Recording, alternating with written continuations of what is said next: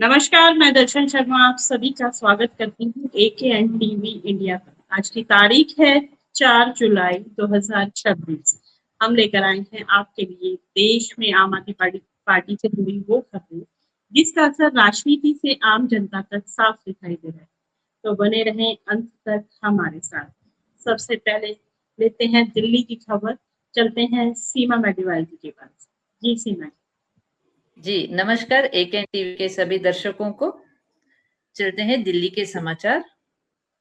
LBS अस्पताल में अवैध वसूली और दिल्ली स्वास्थ्य शिक्षा में घोटाले का आम आदमी पार्टी विधायक कुलदीप कुमार ने किया पर्दाफाश। विधायक कुलदीप कुमार जी ने लाल बहादुर शास्त्री अस्पताल जो दिल्ली में है उसके निरीक्षण के समय गरीबों से ओपीडी पर्ची के नाम पर 50 से 100 रुपए की अवैध वसूली करते सुरक्षा गार्डों को रंगे हाथ पकड़ा है। विधायक और पार्टी ने इसके साथ ही दिल्ली के सरकारी अस्पतालों में नॉट फॉर सेल मुहर गायब कर दवाइयों की हेराफेरी और 150 रुपए की मरीजों की चादर 450 रुपए में खरीदने के गंभीर आरोप लगाए हैं। वीडियो द्वारा उन्होंने ये दिखाया कि चादर भी फटे हुए थे। इतना ही नहीं, उन्होंने स्कूलों में बिजली गुल होने का मुद्दा उठाते हुए शिक्षा और स्वास्थ्य दोनों मोर्चों पर भ्रष्टाचार तथा जनता के टैक्स के पैसों की लूट का कड़ा विरोध किया है। दिल्ली स्वास्थ्य विभाग में करोड़ों का टेंडर घोटाला। आम आदमी पार्टी के नेता सौरभ भारद्वाज जी का बड़ा खुलासा। साल 2025 में तत्कालीन स्वास्थ्य महानिर्देशक डीजीएचएस डॉक्टर वंदना बग्गा ने सरकारी अस्पतालों के लैब टेस्ट टेंडर में गड़बड़ी पकड़ते हुए इसे किसी खास कंपनी को फायदा पहुंचाने वाला बताया था। अधिकारियों के भारी दबाव के बावजूद उन्होंने इस हेराफेरी वाले टेंडर को पास करने से साफ मना कर दिया था, जिसके बाद उपराज्यपाल यानी कि एलजी द्वारा उन्हें निलंबित कर दिया गया था। इसके बाद आई नई महानिर्देशक डॉक्टर रति मक्कड़ ने भी दबाव में झुकने के बजाय वीआरएस यानी कि सेवानिवृत्ति ले ली, जिसके बाद डॉक्टर वत्सला अग्रवाल को पद पर बैठाकर 650 करोड़ रुपए का बड़ा स्वास्थ्य और दवा घोटाला किया गया। अंततः डॉक्टर वंदना बग्गा ने अपने अवैध निलंबन के खिलाफ सुप्रीम कोर्ट तक लड़ाई लड़ी, जहां उनकी जीत हुई और उन्हें स्वास्थ्य विभाग में वापस बहाल किया गया। बद्रीनाथ मंदिर चढ़ावा चोरी के आरोपों पर मंदिर समिति ने दिए जांच के आदेश। आम आदमी पार्टी के नेता सौरभ भारद्वाज जी ने इस खबर को साझा करते हुए कहा कि अयोध्या के राम मंदिर और उज्जैन के महाकाल के बाद अब बद्रीनाथ केदारनाथ मंदिर में भी चढ़ावा चोरी का मामले सामने आया है। आरोप और जांच। श्री बद्रीनाथ धाम में चढ़ावे और दान के पैसों की हेराफेरी के आरोप लगने के बाद श्री बद्रीनाथ केदारनाथ मंदिर समिति बीकेटीसी ने मामले की जांच के आदेश दे दिए हैं। समिति का रुख। बीकेटीसी के अध्यक्ष हेमंत द्विवेदी ने कहा कि करोड़ों लोगों की आस्था से जुड़ा होने के कारण इस संवेदनशील मामले को गंभीरता से लिया गया है और दोषी पाए जाने पर सख्त कानूनी कार्रवाई की जाएगी। सौरभ भारद्वाज जी का आरएसएस पर हमला, मंदिर चढ़ावे में चोरी का उठाया मुद्दा। उन्होंने कहा कि मंदिर का चढ़ावा चुराने वाले और चोरों को बचाने वाले लोग क्या हिंदुओं को बदनाम नहीं कर रहे हैं। उन्होंने कहा कि असल सनातनी वे हैं जिन्होंने इस चोरी को उजागर कर सरकार पर कार्रवाई का दबाव बनाया। चांदनी चौक में सड़क निर्माण कार्य का शुभारंभ। चांदनी चौक के विधानसभा के आम आदमी पार्टी के विधायक पुनर्दीप सिंह साहनी ने गली जोतवाली, बाग दीवार और फतेहपुरी क्षेत्रों में नई सड़क निर्माण कार्य का आधिकारिक तौर पर शुभारंभ किया है। यह कार्य चांदनी चौक क्षेत्र में बेहतर नागरिक सुविधाएं प्रदान करने और स्थानीय विकास को गति देने की दिशा में एक महत्वपूर्ण कदम है।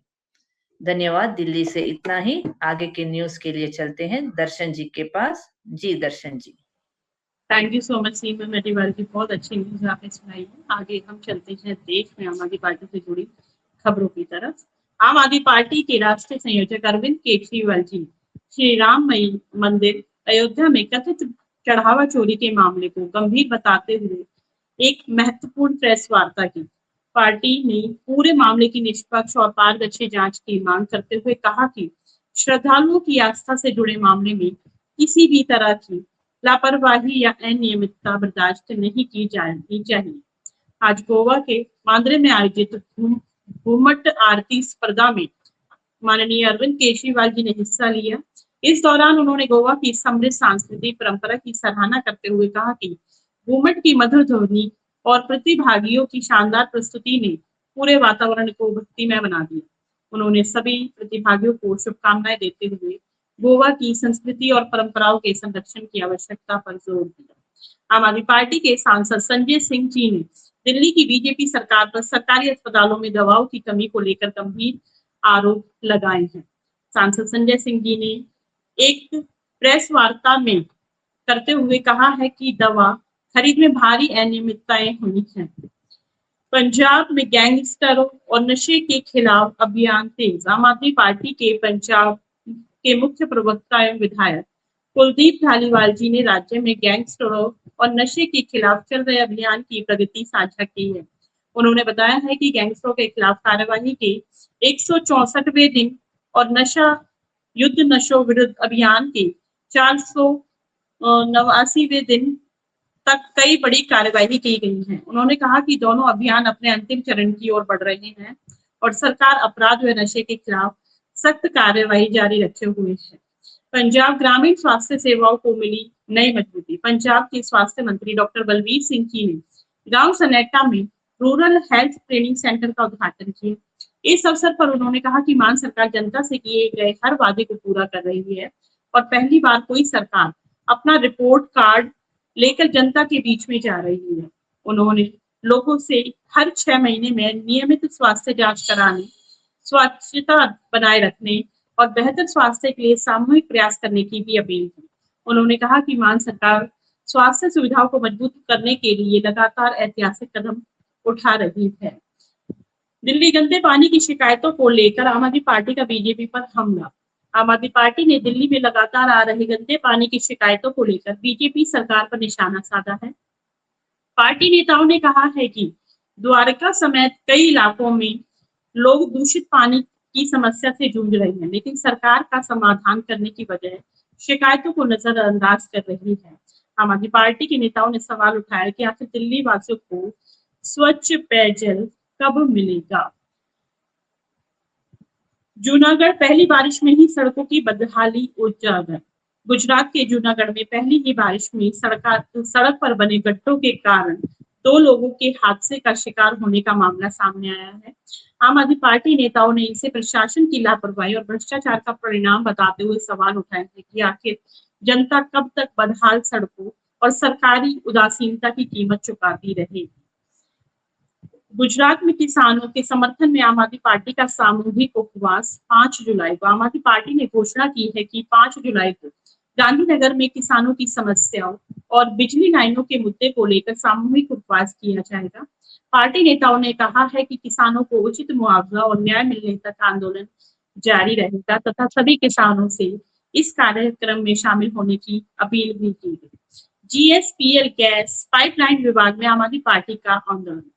गुजरात युवा विंग के अध्यक्ष ब्रजराज सोलंकी जी ने घोषणा की है कि किसानों की सहमति के बिना खेतों के नीचे जीएसपीएल द्वारा गैस पाइपलाइन बिछाने के विरोध में धौलका के सरगवाला गांव में किसानों के समर्थन में उपवास किया जाएगा। पार्टी ने इसे किसानों के अधिकारों का उल्लंघन बताते हुए सरकार से तत्काल हस्तक्षेप की मांग की है। विधायक चतर वैसावा जी के मामले में आम आदमी पार्टी का बीजेपी पर हमला। आम आदमी पार्टी ने विधायक चतर वैसावा जी पर दर्ज मामले को लेकर बीजेपी सरकार पर निशाना साधा है। पार्टी नेताओं ने दावा किया है कि जनता के दबाव और आदिवासी समाज के विरोध के बाद सरकार को अपने रुख में बदलाव करना पड़ा।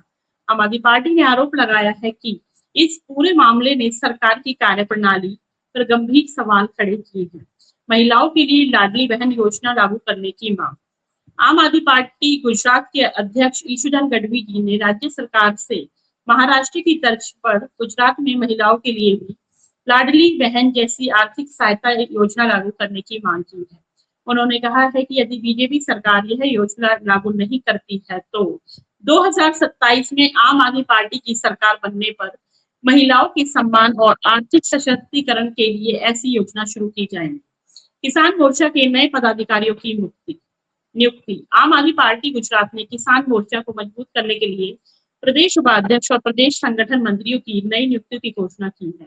पार्टी ने सभी नवनियुक्त पदाधिकारियों को बधाई देते हुए कहा है कि संगठन को गांव-गांव तक मजबूत कर किसानों के मुद्दे को लगातार उठाया जाएगा।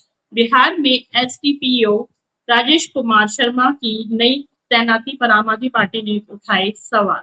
आम आदमी पार्टी ने भोजपुर जिले के चर्चित भरत भूषण तिवारी कथित पुलिस एनकाउंटर मामले में आरोपी बनाए गए तत्कालीन एसडीपीओ राजेश कुमार शर्मा की नई तैनाती पर सवाल उठाए हैं।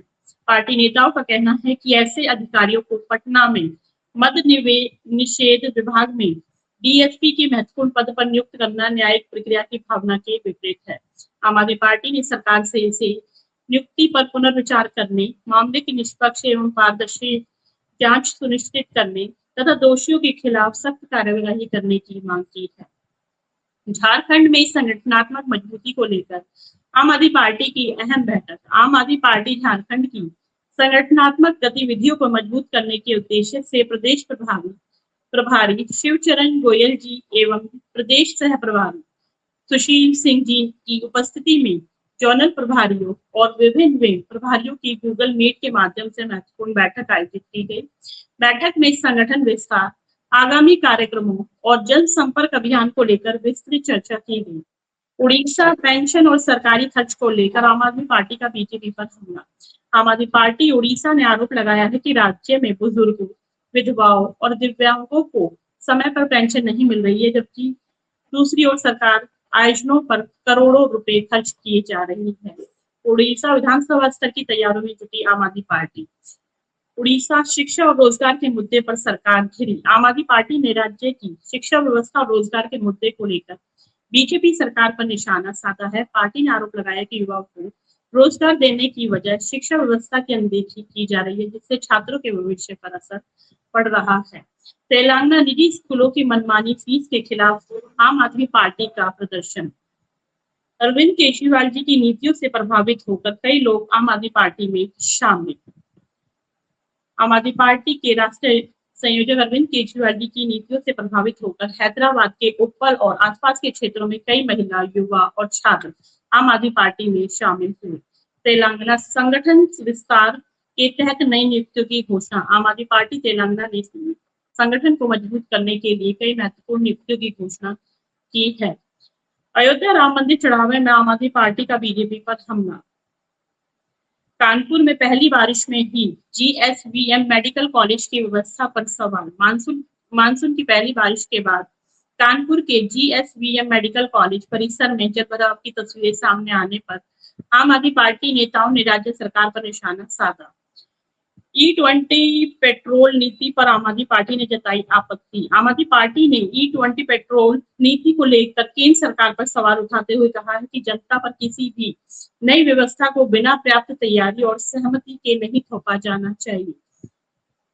उत्तर प्रदेश में आम आदमी पार्टी का संगठन विस्तार। आम आदमी पार्टी ने संगठन विस्तार अभियान के तहत प्रदेश प्रभारी एवं राज्यसभा सांसद संजय सिंह जी की स्वीकृति से श्रम प्रकोष्ठ के विभिन्न जिलों में जिलाध्यक्षों की नियुक्ति की घोषणा की। शिक्षा व्यवस्था को लेकर सरकार पर सवाल।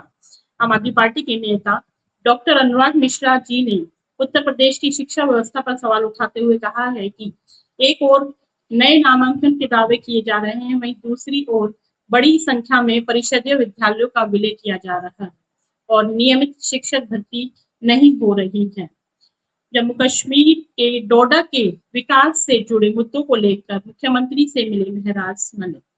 आम आदमी पार्टी के विधायक महराज मलिक ने मुख्यमंत्री उमर अब्दुल्ला जी से मुलाकात कर डोडा विधानसभा क्षेत्र से जुड़े कई महत्वपूर्ण जनहित के मुद्दे उठाए।